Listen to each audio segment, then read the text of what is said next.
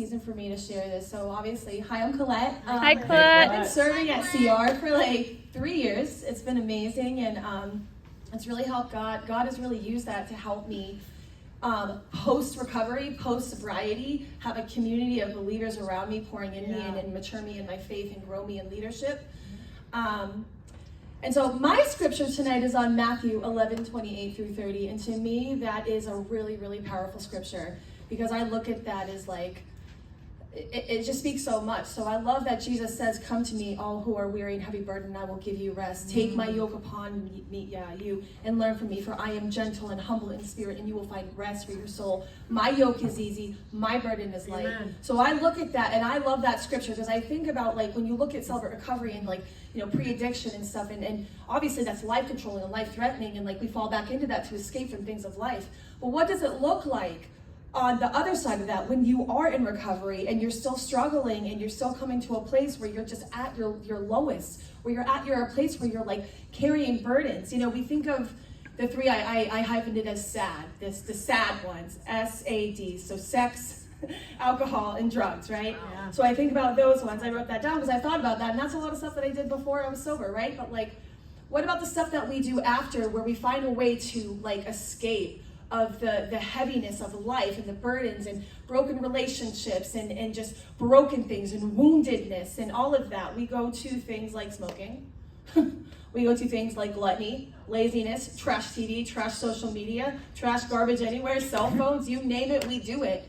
And that, I've realized in my life, has pulled me further away from God. I hate to say it, in moments of weakness, because I get so weary and so heavy burdened of taking on all the stuff in my life, especially if I try to be a hero and I take on somebody else's stuff. Now I'm taking on my baggage and that person's baggage. And I'm like, like, I can't do this. Like, God, I need to escape. But the worst place is when I'm at my house and I don't want to pray. And I sit there and I don't want to listen to something that's like going to fulfill me. Or I don't want to talk to anybody because I'm going through an issue in my life, and my roommate didn't pay our bills, and my car broke down the last day of spiritual emphasis, and everything on top of the other is going on.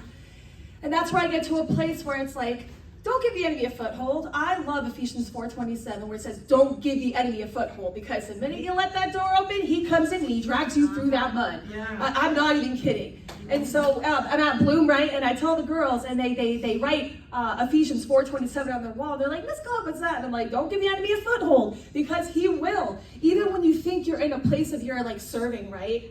And you're like, oh, I'm great, and I'm mentoring, and I'm doing this. Like, you could have the littlest thing upset you, and that will pull you away from God. Because what you do, instead of going to the source of all that is good, which is Jesus, you're going to go to everything but God. But you don't need anything but God. So if you don't have God, you have nothing. But if you have God, you have everything, right? I say that because I forgot the scripture, which usually I try to learn scriptures, but John 6:35 says, Jesus says to them, I am the bread of life. Whoever comes to me shall not hunger, and whoever believes in me shall not thirst. Yes. And I think about that because I could be physically eating and stuff, right? But if I am spiritually starving and I am spiritually decaying, my body is going to go into breakdown mode, and I'm going to go for any little thing that comes my way that is not from God, and it's going to sit in me, and it's going to pull away from me, and it's going to break me down to the point where I'm in my room and I say, Jesus, I don't want this anymore, because I'm carrying a burden that is not my own. Yeah. Jesus says, come to me, all who are weary and heavy burdened, and I will give you rest. Take my yoke, Christ, upon you, and learn from me. He is gentle, he is humble in spirit, he will never condemn you, he will pull you back up, he will come to you with comfort, he will give you strength.